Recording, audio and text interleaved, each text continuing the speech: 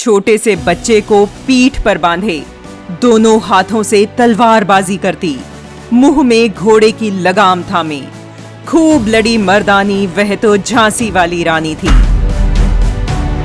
ऐसे दृश्य की परिकल्पना करना भी मात्र भारतीय संस्कृति में ही संभव है।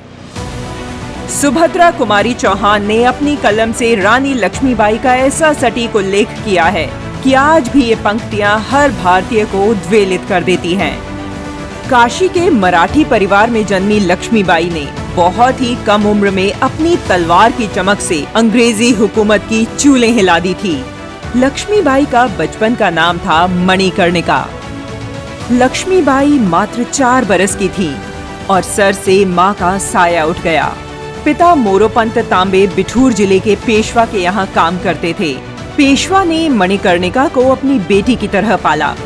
बचपन में ही मनु जंग के हुनर सीखने लगी थी।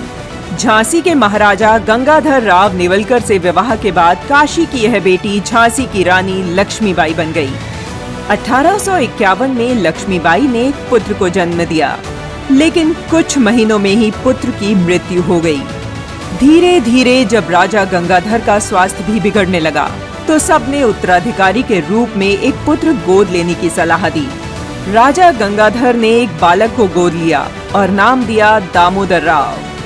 1852 में राजा की मृत्यु हुई और राज्य का सारा भार 18 साल की लक्ष्मीबाई के कंधों पर आ गया। राज्य हड़पने की मंशा से अंग्रेजों ने गोद लिए पुत्र दामोदर राव को झांसी का उत्तराधिकारी मानने से इनकार कर दिया। 1854 में ब्रिटिश सरकार ने लक्ष्मीबाई को महल छोड़ने का आदेश दिया, लेकिन रानी लक्ष्मीबाई ने झांसी नहीं छोड़ने का फैसला किया। हालांकि इसके बाद भी सरकार ने झांसी को अपने अधीन कर लिया और रानी से जबरन झांसी के सारे अधिकार छीन लिए। रानी अब झांसी के राजकार्यों में हस्तक्षेप नहीं कर सकती थी, वह दुर्ग में प्रवेश भी नहीं कर सकती थी। अंग्रेजों की यह तानाशाही रानी लक्ष्मीबाई को स्वीकार नहीं थी। उन्होंने अपनी सुरक्षा को मजबूत किया और एक स्वयं सेवक सेना का गठन किया। रानी लक्ष्मीबाई के राज्य की महिलाओं को भी सैन्य प्रशिक्षण दिया गया। उधर 1857 के स्वतंत्रता संग्राम का बिगुल फूट चुका था। रानी भी क्रांतिकारियों से मिल गई। ज्यों ही अंग्रेजों को यह पता चला, उन्होंने रानी पर आक्रमण कर दिया। रानी लक्ष्मीबाई ने भी पूर्ण शक्ति के साथ रणचंडी रूप में युद्ध लड़ा और अंग्रेजों को झांसी का किला छोड़कर भागना पड़ा। इस तरह रानी ने अपनी झांसी पर शासन वापस पा लिया। 1858 तक रानी ने झांसी पर शासन किया, लेकिन अंग्रेजों की कुदृष्टि अब भी झांसी पर थी। लेफ्टिनेंट वॉकर ने 23 मार्च 1858 को झांसी की सीमाओं में प्रवेश कर आक्रमण कर दिया।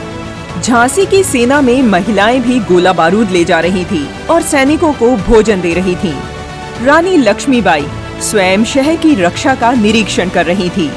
2 सप्ताह तक युद्ध चलता रहा। अंग्रेज किले की दीवार में सेंध लगाने में सफल हो गए। रानी लक्ष्मीबाई ने दामोदर राव को लेकर अपनी सेनाओं के साथ कालपी की ओर प्रस्थान किया, जहां वे तात्या टोपे सहित अन्य सेनानियों से जा मिली। रानी और तात्या टोपे ने ग्वालियर के लिए कूच किया और ग्वालियर के महाराजा की सेना को भी पराजित किया।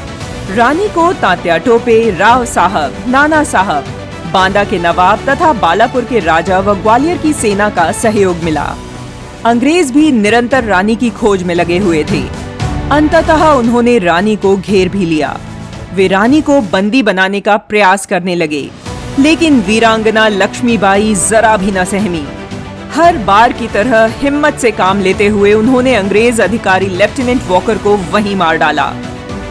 18 जून 1858 का ही वह दिन था जब शारीरिक सीमाओं के चलते रानी ने अपना सर्वोच्च बलिदान दिया। रानी के शरीर में बिल्कुल भी शक्ति न थी, फिर भी हीरोज के साथ लड़ाई के दौरान रानी अपनी तेज तलवार से शत्रुओं को काटती जा रही थी कि तभी एक शत्रु सिपाही ने उनके सिर पर गहरा वार किया।